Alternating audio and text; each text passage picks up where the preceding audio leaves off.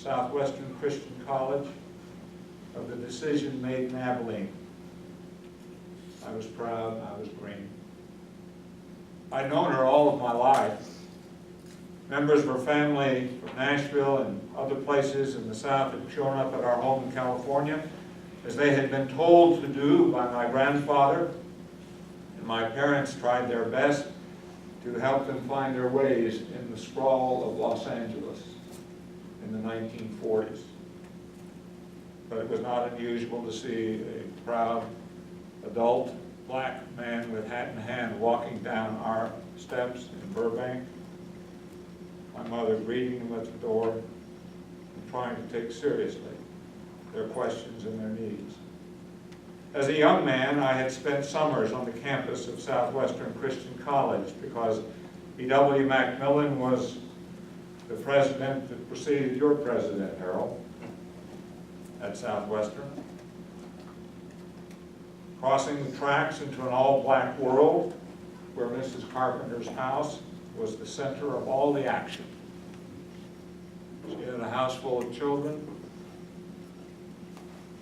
Her son, Clarence, was my friend, and we once scandalized our families by walking out of the small black church that met on campus. We got up and we walked out because they were preaching that only members of the Church of Christ would be in heaven, and we knew that to be nonsense. And proudly went home to tell our families what we had done. You can imagine the rest of that conversation. And here I was, nearly 16 years later, going to tell her that ACU was going to integrate. I found her after class, and when I told her, as you might expect, she broke down and cried. But they weren't tears of joy. She broke down and cried because she saw it as the occasion of bad news. The school she had given her life to was going to die. It was going to be drawn to a close because finally in Abilene they had done the right thing. I learned there that doing the right thing sometimes causes collateral damage. And I might not have ever seen that in my self-righteousness had I not gone to talk with her. I would have remained with a self-righteous world unstained by her tears. That college is still alive today. It is alive, if not well. And Mrs. Carpenter died shortly after our conversation. There are right choices, and there are wrong choices. And sometimes there are simply choices that have to be made. And we let matters work to conclusions. When I was at Yale Divinity School, my Greek teacher was Hiram Lester, a PhD candidate in New Testament at Yale. He later taught at Bethany and died while serving First Christian Church in Pasadena, California. Hiram was a good teacher, a wise man. He invited me to preach at the small disciples congregation that met each Sunday evening at Disciples House near campus. And members of the Church of Christ in Hamden came with me to the service. And I was proud to preach the gospel in what was unfamiliar territory for me. The Hamden Church of Christ, after all, had been the first Church of Christ in New Haven, first church in New Haven to integrate, and bore the social disapproval of the neighborhood for all of its existence to this day. We marched down there to the disciples' house to preach. I made the point in the sermon, as we are wont to do, of telling them how seriously we took the Bible. The Church of Christ really takes the Bible seriously, said I. And afterward, over coffee and cake, Hiram drew me aside and told me quietly that the disciples of Christ took the Bible seriously as well. Harold and Vic mentioned the great and the good of mid-20th century theological education in their reflections. My education came at the feet of the good and not so great. Hiram's words jolted me. I realized over time in my ministry that when you're involved in Christian ministry, everyone takes the Bible seriously. Some of us have taken it so seriously that we've rewritten it with our own conclusions and judgments, so they always give us a book that pays attention to our distinctives and the conclusions that we revere. When someone says, it's not my opinion, it's just what the Bible says, you can be sure it is their opinion. To take the Bible seriously is to see it for what it is, my brothers and sisters. The distilled wisdom of the people of God who have deigned to pass it on to our generation, who have deigned to give us what they held to be worth our attention. And we only do it justice when we use our own baptized, God-given common sense to tell others what it means today. And we spend all of our time trying to parse the book about details of church order. We have turned it into a leather-bound idol that reflects back to the observer whatever we have projected onto it. My final story is close to home, very close to home. But it brings things back full circle.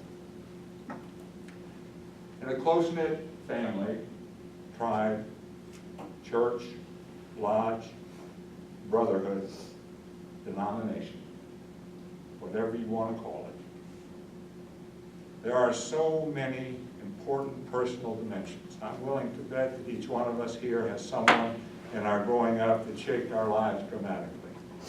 I've heard Harold talk of A.G. Hobbs. Can you imagine that A.G. Hobbs helped shape Harold Strong?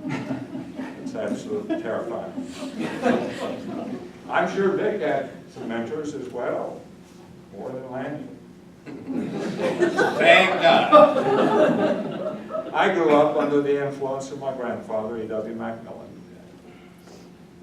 We met him when he came and went to Japan after World War II for small children. As I've told you, I spent time with him at Southwestern Christian College. The only sermons I really remember are the ones he preached. He was and is larger than life. And near the end of my life, his life, it could have been near the end of my life if I had played it better. In his late 90s, I deigned to address him about the matter of racism. Particularly, we were talking about whether or not he should call the gentleman carving the roast beef boy. Boy, cut me a piece of that roast beef, he said, in Dallas. I said, Grandfather, you can't do that. And he looked at me, and he said, why? Conversation didn't go much further than that. Many years later, I was given a copy of a yearbook of his congregation in Memphis from the year 1946. It was the storied Union Avenue Church of Christ, the first gesture that Churches of Christ made to financial stability and even potential superiority to some of our religious friends from the wrong side of the tracks. And in the booklet was a pitch for why the church ought to support Mrs. Mary Carpenter as she pursued graduate education. You know a bit of the story from what I told you about my time earlier. She got her degree. Brother McMillan had hired her as the Dean of Women and teacher of English at Southwestern. The reasoning in the yearbook of the Union Avenue congregation had been written by my grandfather and was predicated on the notion that Mary Carpenter was, after all, the daughter of Josie, the family domestic, when they were living in Nashville. And in case you didn't know it, she deserved to be supported in her graduate degree because her mother was the kind of Negro you do not see much these days, he wrote. She's the kind of Negro that children love to sit in their lap and touch her black skin. And on that ground, Mary deserved the support of the church to become an educator. And now he was gone. The argument we should have had earlier, we could not have. He couldn't ask me why I was upset. He was the grandfather who could draw the family into the living room on a hot summer afternoon to listen to Ferdy Groffe's Grand Canyon Suite and read the Fort Worth Star-Telegram. I bear his name. He shaped a generation of ministers who wanted to preach as he did. He led Southwestern during difficult days when others would have preferred to ignore our black brothers and sisters. The joy of our tribe is that you're known and you belong. We were shaped by our denomination, whatever term you want to use. And I think that those who knew us in some fundamental way understood what they were lacking and what we could do that they could not do. And Harold and Vic, I think they tossed us deep into the pool in the hopes that we could bring back what they needed. And we did bring it back. And for those who had created an exclusive club based on truth sliced and diced from text they repeated with alacrity so they could beat the Baptists to the cafeteria, we were a generation of unwanted prophets. So I tell you this, schoolyard bullies come in all sizes and shapes, and sometimes they hide behind pulpits. Sometimes they occupy classrooms, sometimes they edit papers. But you know what? There are bullies. Some of them were our teachers. Some of them were our parents. Some of them were our grandparents. And we owe them our very being. Out of their DNA have come the children they wanted. And we are those children. And the tragedy is that 50 years later, we still have much work to do.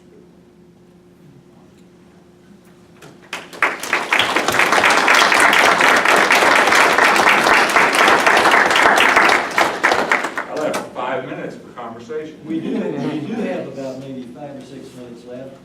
And Bob is the official respondent, but you are also the respondents. And so I would like to invite anyone to pose questions for any of these people. We can have a conversation for the next few minutes. Well, the worst thing is you know where we are, too, so you can write us later.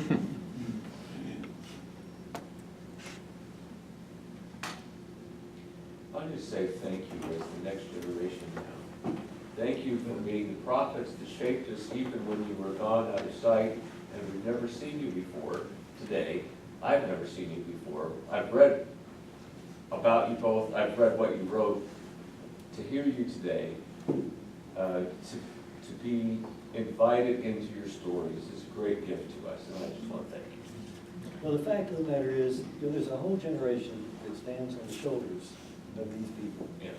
And you're right, they don't know them. I mean, who knew Harold Strong had to the Christian Chronicle? Who knew that?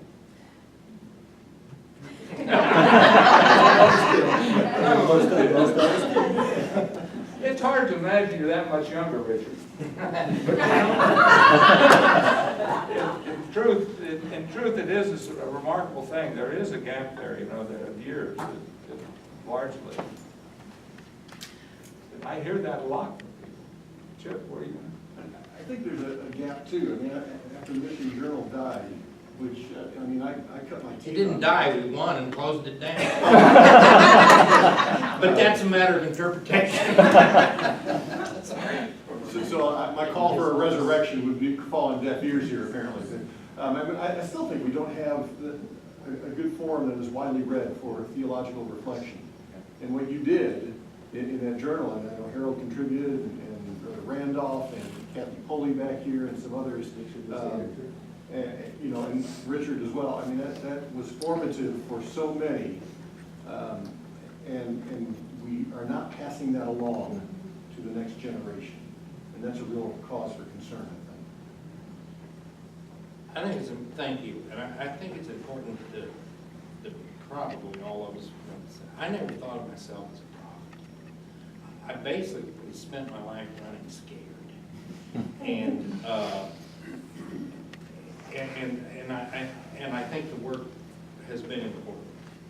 But it kind of makes me a little nervous to think about being called a prophet, because I'm not a prophet, I'm the son of a prophet. I was called son of some other things. But I think the discussion tomorrow is going to be critical for the next step forward from Richard's paper. Because how could we produce a boatload of tremendous biblical scholars, but not sail on the waters of the very simple narrative of the Old and New Testaments? And so I just want to kind of tone down prophetic voice, but to take our work seriously as theologians. We are theologians, but that was a dirty word. And all of us are. We just think about the Word of God. That's all that we're talking about here. And I have to quote from one of my union heroes, Randolph. One of the reasons social ethics is tough, I mean, we talk about it like we understood. I'm afraid had I lived in 1940, I'd been part of the German church instead of the confessing church. And Rhino Niebuhr taught us about the ambiguity of reality. And because the things aren't clear, in the heat of the moment, things are not clear. And, you know, how do you cast your vote? Well, it's not like, boy, it was just so clear. All Jesus did was invite us to risk faith, to act like a child, to leave your nets, to take 5 loaves and 2 fish, and you feed them. It's just a whole invitation to just experiment with it. But that doesn't mean it was ever real clear. And I know the racist parts of me that are still there. And my wife pounds me with it. I'm an immigrant from Korea and came to the States in '82, and I cannot believe the things that I study and hear about and where we are right now, and thanks to people like you very much. I mean, this has, yes, we still have a long way to go, but to me, this, you know, we have come so far already. And actually, I teach Bible here. Asian guy teaching Bible in the heart of Abilene, Texas. I know how to stop a conversation outside in marketplaces because they cannot imagine Korean guy teaching Bible at ACU. So world has changed quite a The bit. shift is, in fact, we in the West can kind of know where it's, we're going to Africa, we're going to Asia for the central exciting movements of Christianity. And third eye theology is critical right now. And I didn't know you were. This is Blessed to thrilling. work here. This is thrilling. Yeah. I wanted to share, I think the point that you've made about the theology, we've been really scared of that. I remember when I entered Harding grad school in '61, the terminal degree was the Bachelor of Sacred Literature. While I was there, the terminal degree got changed to Master of Theology. Some of us said it was still the BSL, Baby Simon Lewis. But we could not speak the word theology in the sense of it being an acceptable term to use. And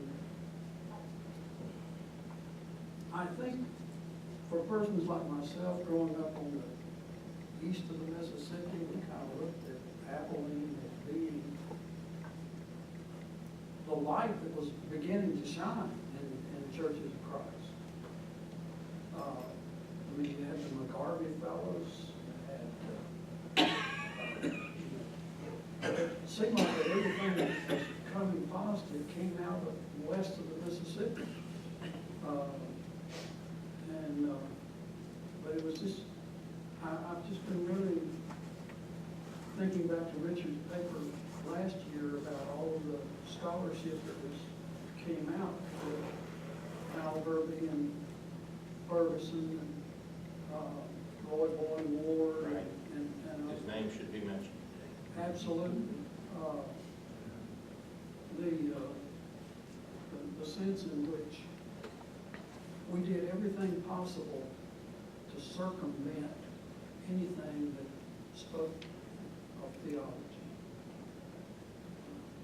But I thank you, Rick. The reality was, I'd like to speak to that just a little bit about, I think I understand the origins of that allergy. And it might have been well taken, although the way I help people see that it's okay to do that is to say there's only two ways to understand your own faith: descriptively and prescriptively. You have to do both. And if you really want to get good at it, you study history to describe all the options you have. And then you can't chicken out. Prescriptive means what That's dangerous. am I to believe? And what am I to proclaim?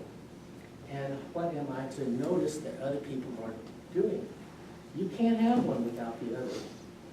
Or you do end up, well, as Peter said, some people say it's this way, and some people say it's that way, and some people say it's somebody else. You know, and that's the descriptive, and that's important to be historical. But eventually we have to say, yeah, but who do you say? That's where the theology comes in. Whatever the history of the term means, we still can't avoid, what do you say? I think what we discovered in the 1960s is really probably in some ways the most important thing, is we rediscovered our history. We were able to be descriptive. And I think that, and I use this phrase, but I think collectively at some point shortly thereafter, some of us started to say, therefore, having discovered our history, it seems to me that, that, for example, we could be a people concerned with Christian unity again, because we were. It seems to me that women should have a place in the pulpit because they once did that. It seems to me, therefore, and that is theology. The problem is, the difficulty is we hold ourselves accountable and we recognize our foibles and our failings, and we know what a mess we make of it. But that's it. Living it is theology. I think tomorrow, when we get into Richard's paper, one of the, I'd like to close this for you to think about and hope you're to hear, Richard. Because we fall back on Anselm and Augustine's thought about theology. But to me, theology is examining our reason for being with the world in mind. That's the theological task of the church. But we haven't let pastors do that in the church of Christ. Examining our reason for being with the world in mind. And that's not quite as highfalutin as faith in search of understanding. But I think that it is a church theology. It is an ecclesial theology. Well, we're going to need to end this. Thank you all for coming. If you'd like to talk with any of these people personally, I'm sure they'd be happy to. If we keep going, we're going to have people walking. We're going to have to call. Thank you so much.